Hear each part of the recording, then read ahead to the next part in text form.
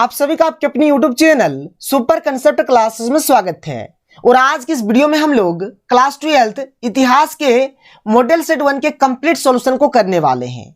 तो आप लोग वीडियो पर बने रहिएगा। अगर वीडियो पसंद आता तो वीडियो को लाइक कर दीजिएगा और जितना हो सके इस वीडियो को आप अपने दोस्तों के साथ शेयर करें ताकि हर एक तक ये वीडियो पहुंच जाए। और अगर आप लोग हमारे चैनल पर नए हैं तो चैनल को सब्सक्राइब करने के साथ साथ बेल के आइकन को प्रेस कर दीजिए, क्योंकि आपका जितना भी मॉडल पेपर आया हुआ है चाहे किसी भी सब्जेक्ट का हो, आपको कंप्लीट सॉल्यूशन इसी चैनल पर मिल जाएगा। यहां पर देखिए कुछ सामान्य निर्देश दिया गया है जो बहुत ही ज्यादा इंपॉर्टेंट है।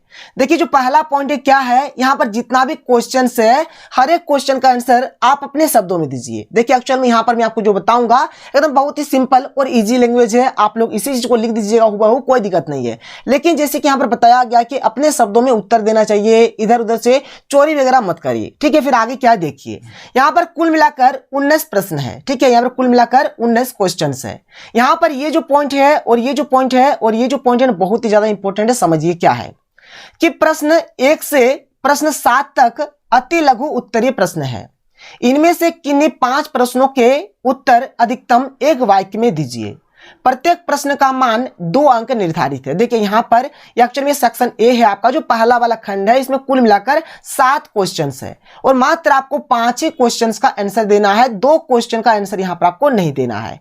कोई भी 7 में से कोई भी आप 5 का उत्तर दे दीजिए, आपका काम बन जाएगा। और यहां पर जो एक क्वेश्चन है, एक क्वेश्चन में आपको 2 नंबर मिलने वाला है। ठीक है, आगे देखिए प्रश्न 8 से प्रश्न 14 तक लघु उत्तरीय प्रश्न है। इनमें से किन्हीं 5 प्रश्नों के उत्तर अधिकतम 50 शब्दों में दीजिए। यहां पर आप 5 प्रश्नों का उत्तर आपको देना है। ठीक है, 5 प्रश्नों का उत्तर यहां पर आपको देना है। और यहां पर एक जो क्वेश्चन है, एक क्वेश्चन आपका यहां पर 3 नंबर का है। फिर आगे जो दिया गया है यहां पर देखिए प्रश्न संख्या जो 15 से लेकर 19 तक जो है ये हमारा दीर्घ उत्तरीय प्रश्न है, यानी कि लॉन्ग टाइप क्वेश्चन है। और यहां पर मात्र आपको 3 ही प्रश्न का उत्तर देना है और 100 शब्दों में लगभग देना है। और एक क्वेश्चन यहां पर आपका 5 अंक का है, यानी कि 5 नंबर का है।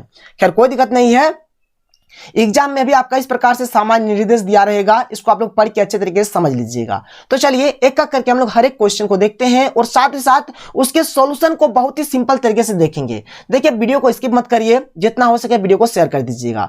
देखिए हमारे पास जो सबसे पहला जो क्वेश्चन है क्या है कि मुगल वंश के संस्थापक कौन थे। तो जो बाबर है ना, बाबर क्या है, तो बाबर ने मुगल राजवंश की स्थापना की। तो मुगल वंश के संस्थापक कौन हो गए, तो बाबर हो गए। अगला क्वेश्चन देखिए, क्वेश्चन नंबर 2 क्या है कि हूल दिवस कब मनाया जाता है। बहुत ही अच्छा और सिंपल सा क्वेश्चन है। देखिए इसका आंसर, तो हूल दिवस जो है ना 30 जून को हूल दिवस मनाया जाता है। हर साल 30 जून को हूल दिवस मनाया जाता है। क्वेश्चन नंबर 3 क्या है कि 1857 की क्रांति की शुरुआत कहां से हुई थी। जो हमारा 1857 का जो क्रांति है इसका शुरुआत कहां से हुआ है। तो देखिए इसका जो उत्तर होगा ना, मतलब इसका शुरुआत मेरठ से हुआ है। कहां से, मेरठ से। तो 1857 की क्रांति की शुरुआत मेरठ से हुई थी। बहुत ही सिंपल सा क्वेश्चन है, आगे देख लीजिए। अगला क्वेश्चन, क्वेश्चन नंबर 4, और ये जो क्वेश्चन है ये आप एकदम क्लास 10th से 9th से पढ़ते हुए आ रहे हैं कि जलियांवाला बाग हत्याकांड कब हुआ था। देखिए बहुत ही सिंपल सा क्वेश्चन है, इसका जो आंसर हो जाएगा यहां पर हो जाएगा 13 अप्रैल 1919। ठीक है, यानी जलियांवाला बाग का हत्याकांड 13 अप्रैल 1919 को हुआ था। इसको आप लोग नोट डाउन कर लीजिए। क्वेश्चन नंबर 5 क्या है कि भारत का संविधान कब लागू हुआ। बहुत ही सिंपल सा क्वेश्चन है। तो भारत का जो संविधान है ना ये हमारा 26 जनवरी 1950 को लागू हुआ और इसी के चलते हम लोग हर साल 26 जनवरी को गणतंत्र दिवस के रूप में मनाते हैं। 26 जनवरी को क्या मनाते हैं, गणतंत्र दिवस, यानी कि रिपब्लिक डे। तो भारत का जो संविधान है 26 जनवरी 1950 को लागू हुआ था। क्लियर हो गया। आगे देखिए अगला क्वेश्चन। देखिए एक्चुअल में तो मात्र आपको 5 ही क्वेश्चन यहां पर बनाने हैं, जैसे कि क्वेश्चन नंबर 1 से लेकर 7 तक में से। लेकिन यहां पर मैं आपको हर एक क्वेश्चन का आंसर बताऊंगा, ताकि मान के चलिए कि जो क्वेश्चन को मैं अगर छोड़ देता हूं, अगर वही क्वेश्चन अगर आपके एग्जाम में आ जाता है तब तो आप नहीं कर पाएंगे। इसलिए यहां पर मैं आपको कंप्लीट सॉल्यूशन दूंगा। कंप्लीट का मतलब होता है शुरू से लेकर लास्ट तक का, यानी क्वेश्चन नंबर 1 से लेकर क्वेश्चन नंबर 19 तक का कंप्लीट सॉल्यूशन आपको यहीं पर देखने को मिलेगा। तो देखिए आगे क्वेश्चन नंबर 6 क्या है। तो जैसे आप लोग यहां पर देख सकते हैं क्वेश्चन नंबर 6 है कि दक्कन के गांवों में रैयतों ने बगावत कब की। तो इसका जो राइट आंसर हो जाएगा कि दक्कन के गांवों में रैयतों ने बगावत 1857 में की। ठीक है, क्वेश्चन नंबर 7 देखिए बहुत ही अच्छा और इंपॉर्टेंट क्वेश्चन है कि मंगल पांडे ने कहां विद्रोह किया था। तो देखिए इसका जो सही आंसर हो जाएगा क्या हो जाएगा यहां पर कि मंगल पांडे ने अंग्रेजों के खिलाफ बैरकपुर में विद्रोह किया था। जो जंगल की आग की तरह फैलने लगी, विद्रोह की चिंगारी मेरठ की छावनी पहुंच गई थी। तो ये हो गया इसका बिल्कुल राइट और सही आंसर। आगे देखिए क्वेश्चन नंबर 8, और अब यहां से हमारे स्टार्ट हो जाता है सेक्शन बी यानी कि खंड ब। और यहां पर ये जो है लघु उत्तरीय प्रश्न है। और क्वेश्चन नंबर 8 क्या है देख लीजिए कि अकबरनामा पर संक्षिप्त टिप्पणी लिखें। ये जो अकबरनामा है, अकबरनामा क्या है? तो अकबरनामा मुगल बादशाह अकबर के दरबारी विद्वान अबुल फजल द्वारा लिखा गया इतिहास प्रसिद्ध ग्रंथ है। अकबरनामा का शाब्दिक अर्थ है अकबर की कहानी। एक्चुअल में ये जो अकबरनामा है इसमें अकबर की कहानी है, और इसके जो मतलब लेखक है तो किन्होंने लिखा है, मतलब यहाँ पर देख लीजिए जो मतलब मुगल दरबार के जो मतलब बादशाह के जो मुगल बादशाह जो अकबर है, इनके जो दरबारी विद्वान थे जिनका नाम है अबुल फजल, तो अबुल फजल द्वारा लिखा गया ये अकबरनामा है और इसमें अकबर की कहानी है। यह अकबर के शासन काल में लिखा गया प्रामाणिक इतिहास है, क्योंकि लेखक को इसकी बहुत सी बातों की निजी जानकारी थी और सरकारी कागजों तक उसकी पहुंच थी। तो यही हुआ आपका अकबरनामा। कोई दिक्कत नहीं है, इसको आप लोग नोट डाउन कर लीजिए। आगे देखिए अगला question, question number 9। Question number 9 है कि 1857 की क्रांति के तात्कालिक कारण का वर्णन करें। तो यहां पर क्या है इसका आंसर कि 1857 की विद्रोह के तात्कालिक कारणों में यह अफवाह थी कि 1853 की राइफल के कारतूस की खोल पर सुअर और गाय की चर्बी लगी हुई है।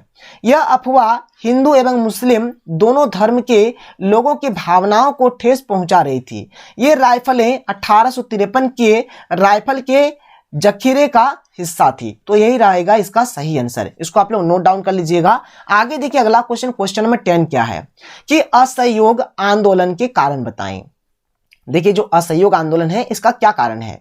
तो असहयोग आंदोलन के कारण तो खाद्य सामग्री पर मूल्य की वृद्धि, अकाल और प्लेग की बीमारी, रॉलेट एक्ट, जलियांवाला बाग का हत्याकांड और चौरी चौरा जो हत्याकांड हुआ था ये भी शामिल है। तो यहां पर इतना ही लिखे काफी है। ये रहा आपका असहयोग आंदोलन के कारण। आगे देखिए अगला क्वेश्चन, क्वेश्चन नंबर 11 क्या है कि मौलिक अधिकारों के बारे में बताएं। ठीक है, यहां पर देखिए कि वे अधिकार जो लोगों के जीवन के लिए अति आवश्यक या मौलिक समझे जाते हैं उन्हें मूल अधिकार या फिर मौलिक अधिकार कहते हैं, जिसे हम लोग इंग्लिश से फंडामेंटल राइट्स कहते हैं। ठीक है, कहा जाता है। प्रत्येक देश के लिखित अथवा अलिखित संविधान में नागरिक के मूल अधिकार को मान्यता दी गई है। भारत का जो संविधान है हमारा, तो संविधान का जो भाग 3 है, भाग 3 में मतलब मौलिक अधिकार को रखा गया है। और ये जो मौलिक अधिकार है इसको संयुक्त राज्य अमेरिका से लिया गया है। और देखिए एक्चुअल में अगर आप लोग चाहते हैं तो मौलिक अधिकार के बारे में आप कंप्लीट डिटेल लिख सकते हैं कि कौन कौन सा मौलिक अधिकार है, कितने से कितने अनुच्छेद में है। इस चीज को भी आप लोग चाहे तो लिख सकते हैं, लेकिन ज्यादा लंबा चौड़ा नहीं करना है। आप चाहे तो लिख सकते हैं, नहीं लिखेंगे तब भी अगर आप इतना दूर लिख देंगे तो आपका यहाँ पर काम बन जाएगा और कुछ भी लिखने का जरूरत नहीं है। तो चलिए अब हम लोग देख लेते हैं क्वेश्चन नंबर 12। तो देखिए यहाँ पर क्वेश्चन नंबर 12 क्या है कि स्थायी बंदोबस्त की विशेषताओं का उल्लेख करें। तो देखिए जो स्थायी बंदोबस्त है इसकी क्या क्या विशेषताएं हैं। देखिए पहला पॉइंट क्या है कि सरकार ने जमींदारों से सिविल और दीवानी संबंधित मामले वापस ले लिए। जमींदारों को लगान वसूली के साथ साथ भूस्वामी के अधिकार भी प्राप्त हुए। जो जमींदार है उन लोगों को लगान वसूली के साथ साथ जो भूस्वामी का जो अधिकार है ये भी दिया गया। सरकार को दिए जाने वाले लगान की राशि को निश्चित कर दिया गया कि अब सरकार को इतना ही पैसा देना पड़ेगा, ये फिक्स कर दिया गया, जिसे अब बढ़ाया नहीं जा सकता था। जमींदारों द्वारा किसानों से एकत्र किए हुए भूमि कर का 10/11 भाग सरकार को देना पड़ता था, शेष 1/11 अपने पास रख सकते थे। देखिए जो जमींदार थे ना, वो जो किसानों से जो भी मतलब कर, जो भी टैक्स मतलब वसूली करते थे, उसमें से जैसे मानिए चलिए अगर 11 भाग का 10 भाग सरकार को देना पड़ता था और 1 भाग अपने पास रख लेते थे। तो यहां पर यह चीज बताया जा रहा है, यही हुआ आपका स्थायी बंदोबस्त की विशेषताएं। क्लियर हो गया। आगे देखिए अगला क्वेश्चन, क्वेश्चन नंबर 13। तो क्वेश्चन नंबर जो 13 है क्या कि पानीपत के प्रथम युद्ध पर संक्षिप्त टिप्पणी लिखिए। देखिए पानीपत का जो प्रथम युद्ध है क्या है, देख लीजिए हमारी बात को समझिए कि अप्रैल 1526 ईस्वी में पानीपत का प्रथम युद्ध पानीपत नामक स्थान में देखिए किनके किनके बीच हुआ था, तो बाबर और लोदी के बीच हुआ था। ठीक है, यानी जहीर उद्दीन बाबर एवं इब्राहिम लोदी के मध्य लड़ा गया था। पानीपत वह स्थान है जहां 12वीं शताब्दी के बाद के सभी निर्णायक युद्ध लड़े गए थे। पानीपत के प्रथम युद्ध के बाद ही भारत में बाबर द्वारा मुगल साम्राज्य की नींव रखी गई। मैंने आपको पहले भी बताया कि जो मुगल साम्राज्य को जो स्थापना है किन्होंने किया है, बाबर ने किया है। और देखिए यहाँ पर पानीपत में जो प्रथम लड़ाई हुआ था आपका बाबर और इब्राहिम लोदी के बीच, तो उसमें जो बाबर ने वहां पर जीत हासिल किया था और वहां पर क्या हुआ, बस वहीं से क्या हुआ, मुगल साम्राज्य का नींव रखा गया, मुगल साम्राज्य का स्थापना हुआ। पानीपत का युद्ध उन सभी लड़ाइयों में एक थी जिसमें मुगलों द्वारा बारूद, आग्नेयास्त्रों और तोपों का प्रयोग किया गया था। पानीपत के प्रथम युद्ध के कारण निम्नलिखित है। देखिए इसका जो कारण है क्यों हुआ था, तो पानीपत के प्रथम युद्ध का प्रमुख कारण बाबर द्वारा बनाई गई महत्वाकांक्षी योजनाएं थी। बाबर दिल्ली सल्तनत के लोदी वंश के शासक इब्राहिम लोदी को हराकर दिल्ली पर अधिकार स्थापित करना चाहता था। 12 अप्रैल 1526 ईस्वी को बाबर और इब्राहिम लोदी की सेनाएं पानीपत के मैदान में आमने सामने आ गई, जिनके मध्य 21 अप्रैल को युद्ध प्रारंभ हुआ। तो ये रहा पानीपत का युद्ध। अगर पानीपत का युद्ध एग्जाम में आ जाता है तो बस आप लोग यहां तक लिख दीजिए, आप लोगों का काम बन जाएगा। यहां तक आप लोगों को लिख देना है, ठीक है। अब चलिए आगे चलते हैं, देख लेते हैं क्वेश्चन नंबर 14। तो क्वेश्चन नंबर 14 क्या है कि फर्मिंगर की 5वीं रिपोर्ट क्या है। बहुत ही अच्छा और सिंपल सा क्वेश्चन, इसका जो आंसर होने वाला ना बहुत ही सिंपल है। देखिए बात को समझिए कि जब ब्रिटिश का भारत पर राज था, देखिए जब हमारा भारत गुलाम था और ब्रिटिश जब उस पर हुकूमत कर रहा था, शासन कर रहा था, राज कर रहा था, तब उस समय एक रिपोर्ट प्रस्तुत की गई थी। उस समय एक रिपोर्ट प्रस्तुत किया गया था संसद में, जिसे ब्रिटिश की 5वीं रिपोर्ट कहा जाता था। इस रिपोर्ट के अंतर्गत देखिए जो रिपोर्ट, इस रिपोर्ट के अंतर्गत क्या क्या है, तो इस रिपोर्ट के अंतर्गत भारत में ईस्ट इंडिया कंपनी के द्वारा किए जाने वाले क्रियाकलापों तथा उनका पूरा विवरण रहा करता था। ये जो 5वीं रिपोर्ट है इसमें ईस्ट इंडिया कंपनी के बारे में हर एक चीज रहता था कि वो भारत में क्या करेगा, मतलब कंप्लीट डिटेल जो है वो 5वीं रिपोर्ट में था।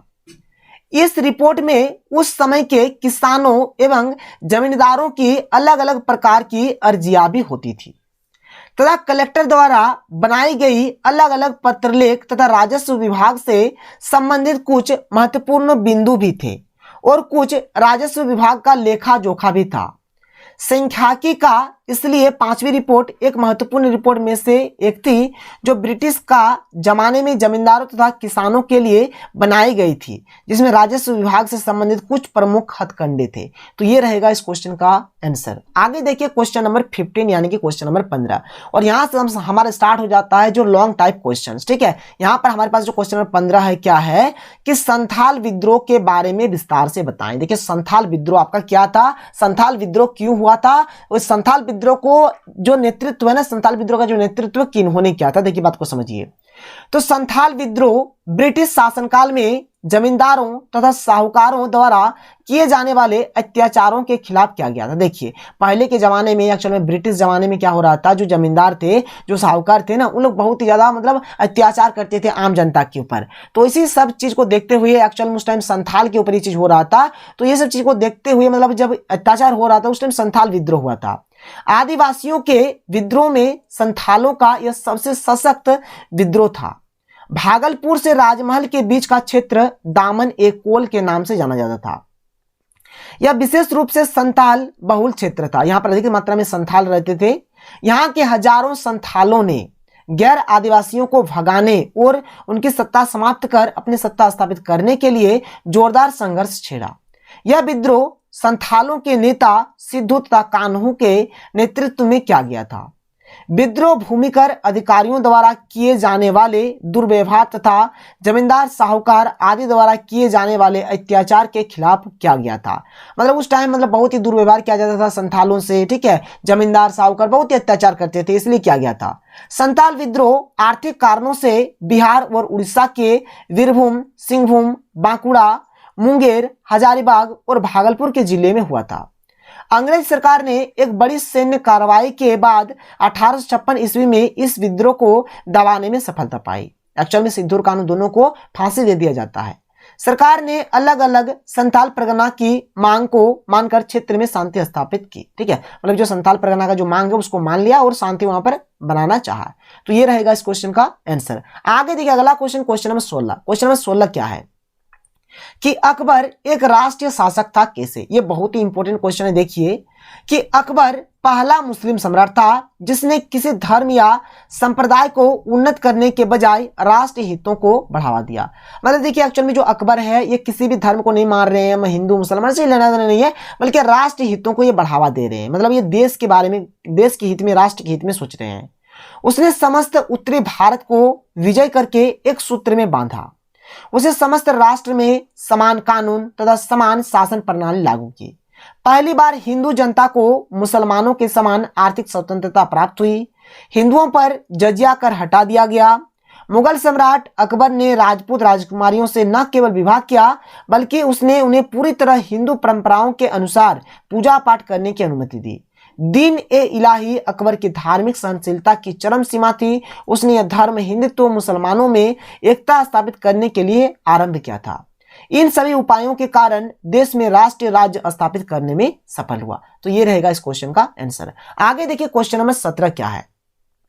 क्वेश्चन नंबर 17 है कि स्वतंत्रता आंदोलन में महात्मा गांधी की भूमिका का वर्णन करें। मतलब ये जो हमारा स्वतंत्रता आंदोलन हुआ, उतना दिन से हमने लड़ाई किया और लास्ट में हमें 15 अगस्त 1947 में जो आजादी मिल जाती है, तो उसमें महात्मा गांधी का क्या योगदान है, क्या भूमिका है, आपको बताना है। जो देखिए भारतीय स्वतंत्रता संग्राम में महात्मा गांधी की भूमिका को महत्वपूर्ण माना जाता है क्योंकि उन्होंने भारतीय स्वतंत्रता के लिए आंदोलन की अगुवाई की थी। महात्मा गांधी की शांतिपूर्ण और अहिंसक नीतियों ने ब्रिटिश शासन के खिलाफ स्वतंत्रता संघर्ष का आधार बनाया। दक्षिण अफ्रीका से भारत वापस आने के बाद गोपाल कृष्ण गोखले ने महात्मा गांधी को भारत में चिंताओं और संघर्ष से परिचित कराया। महात्मा गांधी के नेतृत्व में भारतीय राष्ट्रीय कांग्रेस द्वारा सविनय अवज्ञा आंदोलन के अहिंसक अभियानों की एक श्रृंखला शुरू की गई थी। विरोध मुख्य रूप से नमक कर, भूमि राजस्व, सैन्य खर्चों को कम करने आदि के खिलाफ थे। चंपारण और खेड़ा आंदोलन 1918 में खेड़ा सत्याग्रह और चंपारण आंदोलन भारतीय स्वतंत्रता प्राप्त करने के लिए गांधी के पहले महत्वपूर्ण कदमों में से एक था, जहां पर यह असहयोग आंदोलन स्टार्ट हुआ था। महात्मा गांधी गरीब किसानों के अनुरोध पर 1917 में चंपारण, जो कि बिहार में है, बिहार के चंपारण गए, जहां उन्होंने ब्रिटिश नील उत्पादकों से अपनी जमीन के 15% हिस्सों पर नील उगाने और किराए पर पूरी फसल के साथ हिस्सा लेने की मांग की। एक विनाशकारी अकाल की पीड़ा में अंग्रेजों ने एक दमनकारी कर लगाया जो उन्होंने बढ़ाने पर जोर दिया।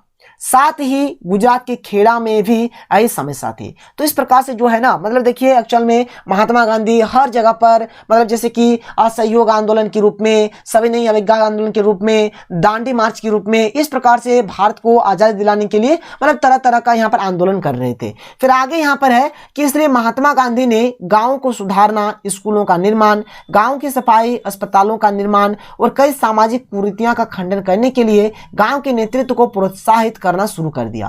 ब्रिटिश पुलिस ने अशांति पैदा करने के आरोप में उन्हें गिरफ्तार कर लिया। सैकड़ों लोगों ने पुलिस थानों और अदालतों के बाहर विरोध और रैली की।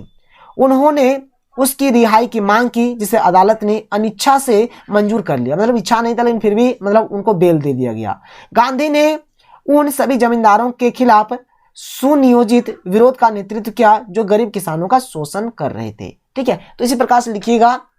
अगर आपको लिखने में दिक्कत हो रहा है तो आप लोग नीचे कमेंट सेक्शन पे ये भी बता सकते हैं, तो मैं आपको और अच्छे तरीके से बताऊंगा। बिल्कुल भी टेंशन नहीं लेना, लेकिन आपको इससे तो लिखना पड़ेगा, थोड़ा तो आपको कॉपी भरना पड़ेगा। आगे देखिए अगला क्वेश्चन, क्वेश्चन नंबर 18 क्या है कि भारतीय संविधान के प्रमुख विशेषताएं बताएं। तो देखिए भारतीय संविधान की क्या क्या विशेषता है। तो भारत का संविधान विश्व का सबसे बड़ा लिखित संविधान है।